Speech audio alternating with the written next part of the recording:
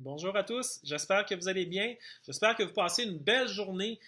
Aujourd'hui, moi j'ai eu la chance de regarder un film qui existe quand même depuis près de 20 ans, mais que j'avais jamais vu encore, qui s'appelle The Big One. C'est fait par Michael Moore en 98, c'est Miramax qui avait réalisé ce film-là. C'est au moment où Michael Moore avait pas d'emploi, puis qui a produit son livre Downsize This. Donc, réduisez ceci en rapport avec les grandes corporations qui mettent beaucoup de monde à pied. Donc, c'est un projet qui a commencé comme un projet personnel. Il était sur la route, il fallait qu'il fasse 47 villes où il devait signer dans des librairies le livre qu'il venait d'écrire. Il a dit, je vais en profiter pour filmer, puis je vais aller voir les gens, les cols bleus, la classe moyenne, puis même les pauvres, puis voir qu'est-ce qui leur arrive avec leur relation à l'emploi, quand ils perdent leur emploi, quand ils ont peur de le perdre. C'est terrible. Il y a des effets énormes, puis on se demande comment ça se fait que la classe politique fait rien. Mais dans le film, il ne fait pas juste écorcher les corporations, il va également écorcher la classe politique, parce qu'il montre très bien que le 1% a deux partis, les républicains et les démocrates. Mais la classe moyenne, elle n'a aucun parti aux États-Unis. Il n'y a personne vraiment qui travaille à changer la structure dans laquelle tout le monde se fait piéger avec des emplois de plus en plus précaires, la rareté de l'argent, l'endettement, les problèmes sociaux, tout ce qui s'ensuit. C'est pas unique aux États-Unis, ça nous touche également ici au Canada.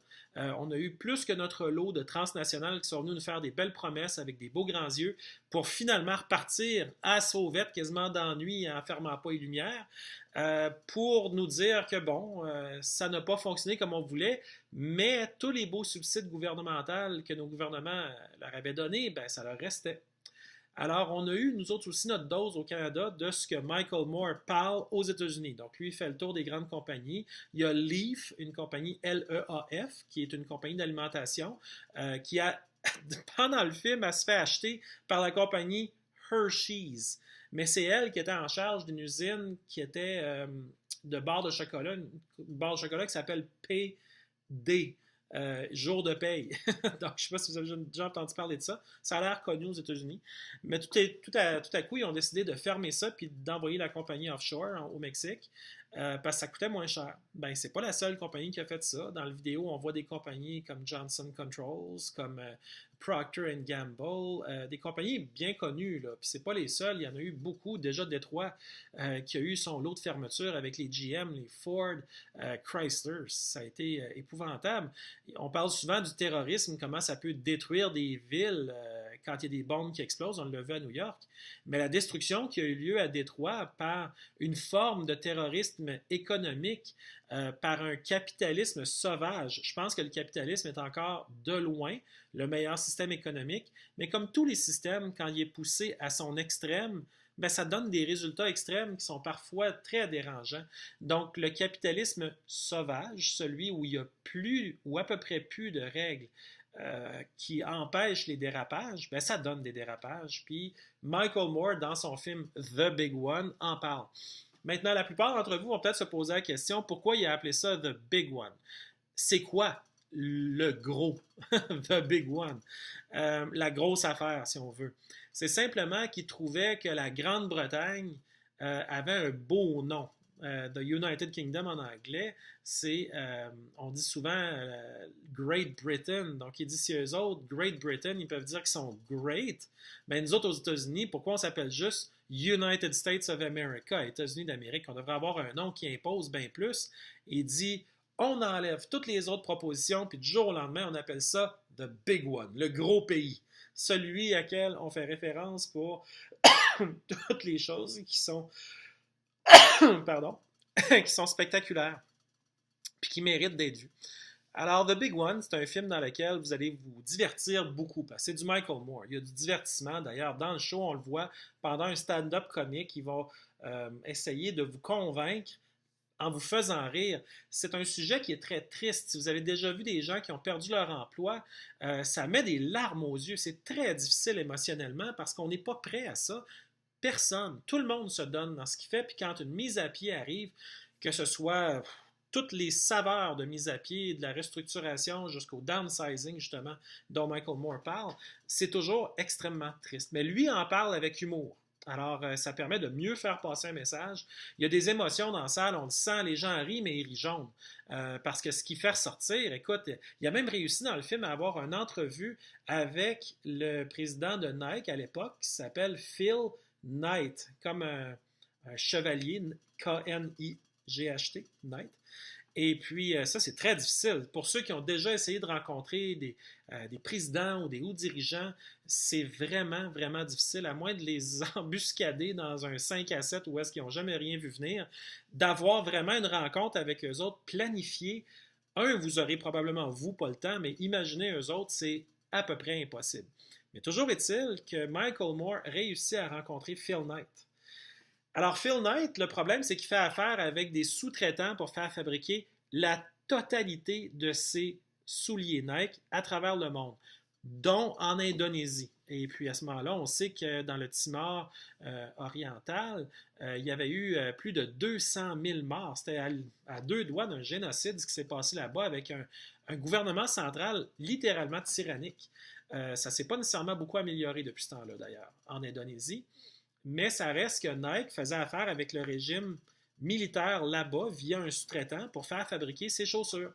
Et les gens qui travaillent dans son usine, vous l'aurez compris, sont vraiment pas payés cher. C'est vraiment une fraction de ce qui est payé ici en Amérique. Si on se fie à ce qui est dit dans le reportage, c'était en général 40 cents de l'heure. Alors imaginez si vous pouviez payer tous vos employés 40 cents de l'heure, si vous êtes un patron, vous savez très bien que vos profits vont augmenter ou encore vos actionnaires vont devenir vos meilleurs amis et ils vont vous donner des bonus, ils vont vous donner beaucoup plus de cordes parce que vous avez beaucoup plus d'argent. Donc Nike fait ça à grande échelle et Nike, pour ceux qui ne le savent pas, ne fabrique absolument aucune chaussure aux États-Unis. C'est zéro. Ils n'en font aucune. Alors Michael Moore essaie de les convaincre d'amener au moins une usine aux États-Unis et de l'ouvrir dans sa ville natale qui a énormément souffert des fermetures des usines automobiles et des sous-traitants à Flint, au Michigan. F-L-I-N-T. Ceux qui ne connaissent pas la ville, grâce à Michael Moore, c'est une ville qui est connue. Une ville industrielle qui l'a eu dans les reins, très solide. Puis encore récemment, ils ont encore des problèmes qui viennent de toutes sortes de directions, dont le réseau de l'aqueduc, dans lequel il y aurait des contaminants depuis longtemps. Ça crée beaucoup, beaucoup, beaucoup de problèmes sociaux. Mais enfin bref, Flint aurait besoin d'une injection d'emploi et d'argent. Alors, il parle à un multimilliardaire qui est Phil Knight, qui a une compagnie qui elle-même, on peut quasiment plus appeler ça multimilliardaire tellement c'est des centaines de milliards. Donc, c'est extrêmement riche. Puis il dit, pourriez-vous ouvrir juste une usine pour 500 emplois à Flint, au Michigan? Puis Phil Knight part à rire. Puis il dit, où je suis rendu, je fais plus ça pour l'argent. Déjà là, en tant que téléspectateur qui a écouté le film, vous allez probablement avoir un petit pincement en disant, ben voyons, tu fais plus ça pour l'argent. Et puis là, il dit, moi, je fais ça pour faire que la compagnie ait des nouveaux sommets, puis pour le rendement, pour nos actionnaire. Il donne toutes sortes de raisons. Puis finalement, Michael Moore a dit, ben, à ce moment-là, ouvrez-en au moins une aux États-Unis. Venez faire des chaussures à Flint, au Michigan. Alors, il le met au défi. Il dit, je vais vous revenir avec 500 personnes qui veulent faire des chaussures, qui veulent travailler dans la chaussure à Flint, au Michigan. Parce que le gros argument de Phil Knight, le président de Nike, c'était moi je pense que les gens ne veulent pas travailler à faire des chaussures ici en Amérique. Je pense pas que c'est le genre d'affaires qu'ils veulent faire. Mais je pense que c'est faux. Il y a partout des gens qui veulent faire toutes sortes de choses. Au Québec, on a beau dire qu'il y a juste les immigrants qui viennent des pays de l'Amérique centrale puis du Mexique qui veulent faire, mais il y en a des Québécois qui ramassent des fraises aussi. Il y a des gens partout qui veulent faire toutes les sortes de métiers. Ben pourquoi à Flint, il n'y aurait pas 500 personnes qui voudraient faire des souliers? Alors, Michael Moore retourne à Flint et il dit, je vais faire une vidéo en avant de l'hôtel de ville, fait venir 500 personnes, ou enfin on voit qu'il y a une bonne foule.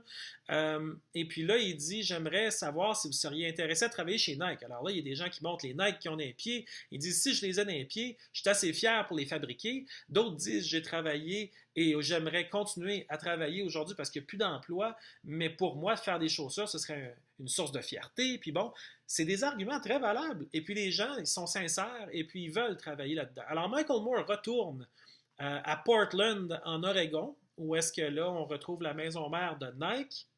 Et il explique à Phil Knight qu'il a une vidéo. Alors, dans le film, on le voit, c'est parti, il regarde la vidéo, puis à la fin, Phil Knight lui dit: Ah, non, non, non, j'ouvrirai pas d'usine à Flint. Je t'avais dit que je regarderais ce que tu m'amènes, puis je considérerais l'idée. Mais non, je ne bâtirai pas d'usine à Flint. Là, Michael Moore, il est triste de ça, mais étant le personnage de divertissement qu'il est, il tourne ça un peu à la rigolade. Il dit si je fais une course contre toi et que je gagne, vas-tu ouvrir l'usine à Flint? Puis là, évidemment, Phil Knight, il dit non, il n'y aura pas de course, il n'y aura pas de course. Mais on se doute que Phil Knight gagnerait. Je veux dire, il a l'air plus svelte, il a l'air plus en forme que Michael Moore, mais même à ça, il refuse.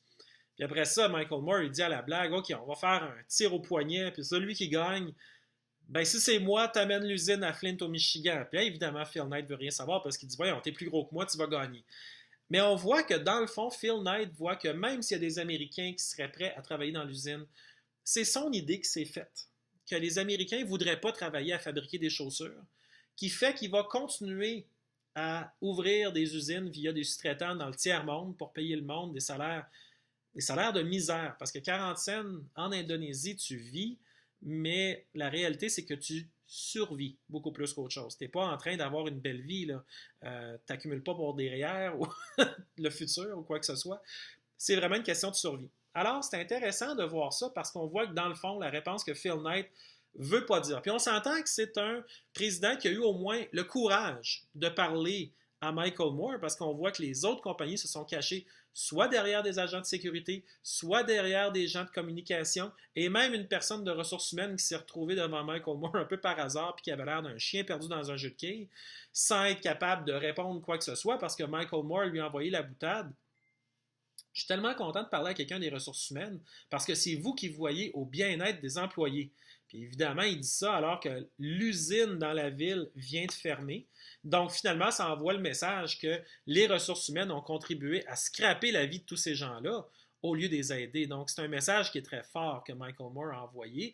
Et on peut comprendre que les gens qui vont écouter ce film-là et qui ont déjà perdu un emploi savent très bien que les ressources humaines sont gentilles au début, mais à la toute fin, lorsqu'une décision tombe, c'est eux autres les fossoyeurs. C'est eux autres qui vont creuser le trou et qui te mettent dedans.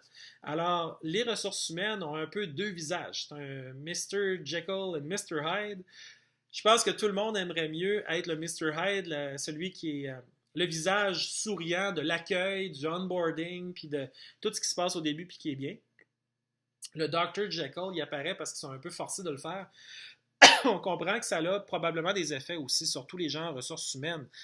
Il n'y a rien de facile dans le fait de dire à quelqu'un qui perd son emploi ou qui perd ses choses, ça doit être très difficile au plan humain. Je ne peux pas voir autrement. Mais par contre, ça reste qu'ils sont le visage d'une entreprise qui a pris des décisions, puis eux autres, c'est les exécutants. Ils restent un peu plus longtemps que le reste, mais à un moment donné, eux autres aussi sont peut-être fragilisés dans leur position, puis peuvent être exposés à perdre leur position, eux autres aussi. Donc, ils se trouvent à jouer un jeu qui est quand même assez complexe. Ça voudrait à peine à un moment donné de faire une vidéo juste sur les ressources humaines, puis d'engager quelqu'un qui est un retraité du domaine des ressources humaines, parce que quelqu'un qui est encore en emploi n'aurait pas le droit de dire vraiment le fond de sa pensée sur ce qu'il pense des ressources humaines, de son patron, de ce qu'il a dû faire pour ces patrons-là. Ça se pourrait qu'il n'ait pas la liberté de dire ce qu'il veut dire. Mais un retraité qui a fait sa carrière, qui a sa pension, lui pourrait peut-être parler un petit peu plus. Donc, si vous êtes un retraité qui aimeriez parler de ressources humaines, dites-le moi, ça se peut qu'on ait une conversation, puis ce serait probablement fort intéressant. Puis ça pourrait inspirer des gens qui sont dans les ressources humaines actuellement à peut-être avoir des méthodes pour finalement peut-être avoir des outils davantage lorsque des situations comme ça se présentent. Fin de la parenthèse, Michael Moore a rencontré des gens qui avaient la langue de bois, mais Phil Knight de Nike ne l'avait pas, sauf qu'il n'a pas dit le fond de sa pensée. C'est son non-verbal qui le disait, les rires nerveux, les yeux qui dévient, qui vont ailleurs, le fait qu'il n'était pas proactif, hein, il était assis dans sa chaise puis il était écrasé dans la chaise. Tu voyais que les questions que Michael Moore lui disait étaient tout à fait à l'opposé de ce que lui voulait. Lui, il voulait dire Nike est beau, Nike est fin, on développe dans les pays du tiers-monde, on est donc bien gentil, on leur amène d'emploi. C'est pas du tout ça. Parce que même Michael Moore, qui a compris la dynamique de Phil Knight de Nike, a dit, moi, je vous amène 2 billets. Un pour moi et un pour vous et on s'en va en Indonésie rencontrer les employés de votre sous-traitant, puis on va aller leur demander comment est-ce qu'ils trouvent ça de travailler pour Nike à faire des chaussures. Évidemment, Phil Knight a refusé en bloc. À la blague, on a vu que Michael Moore a dit j'ai le billet d'avion, si vous voulez, je pourrais y aller avec votre femme. Mais là, on s'entend que la femme de Phil Knight voudra pas accompagner Michael Moore là, parce que ce serait comme un piège. Mais c'était la femme de Phil Knight qui lui a donné le livre Downsize Me de Michael Moore. Et c'est comme ça qu'il a réussi à avoir une rencontre avec le président de Nike. Donc, tout ça se tient. Mais le film devrait tous nous faire réfléchir parce qu'il a été fait il y a 19 ans, ou on peut dire 20 ans, parce que je pense qu'il a été fait en 97, c'est juste qu'il a été sorti en 98. Puis là, on est rendu en 2017. Alors, après 20 ans, qu'est-ce qu'on apprend de ça? C'est que rien n'a changé. Il y a plus de 60 000 usines aux États-Unis qui ont déménagé ailleurs, que ce soit en Chine, que ce soit au Mexique, que ce soit en Indonésie, puis le Vietnam. Il y a beaucoup de pays de l'Asie qui en ont profité. Mais ce n'était pas nécessairement pour améliorer la qualité de vie là-bas. C'était pour augmenter le rendement aux actionnaires. Et le problème, c'est que le contrat social entre les entreprises ici et les employés qui se sont probablement désarmés à essayer de bien faire fonctionner l'entreprise pour les actionnaires. Et d'ailleurs, c'est un peu ça la twist du film, c'est que toutes les usines qui ont été fermées étaient immensément profitables. Donc, c'est juste que les gens qui étaient à la tête de ces entreprises-là en voulaient encore un peu. C'était pas encore assez. Ils en voulaient plus. Alors, ils ont décidé d'aller dans le tiers-monde puis d'exploiter ça, parce que la Chine, il y a 20 ans, n'était pas le pays qu'il est aujourd'hui. Sauf que l'argent qui a commencé à circuler là-bas a permis la création d'une classe moyenne qui, selon les estimés chinois, si on peut en douter ou en parler, mais bon, ils sont rendus avec Hong Kong, fait que probablement que c'est vrai, il y aurait environ 400 millions de Chinois sur le 1,4 milliard qui vivraient dans l'équivalent d'une classe moyenne. Alors ça, c'est des excellentes nouvelles pour les Chinois qui augmentent de beaucoup leur qualité de vie, mais ça remet les choses en perspective aussi en 2017, parce qu'on dit, au Canada, on est 36 millions selon le dernier chiffre, puis on a des gens qui font partie de la classe moyenne, il y en a beaucoup qui font partie de la classe pauvre, mais on peut peut-être dire que 40 à 50% des gens font partie de ce qui est techniquement une classe moyenne, ils sont endettés, sont à bout de souffle, mais ils font quand même partie d'une classe moyenne. Fait qu'on peut peut-être dire que mettons qu'on est extrêmement généreux puis qu'on dit qu'il y a peut-être 20 millions de Canadiens qui vivent dans l'équivalent technique d'une classe moyenne. Bien, en Chine, il serait 400 millions. Ça fait beaucoup de monde. Ça fait 20 fois plus de monde dans leur classe moyenne.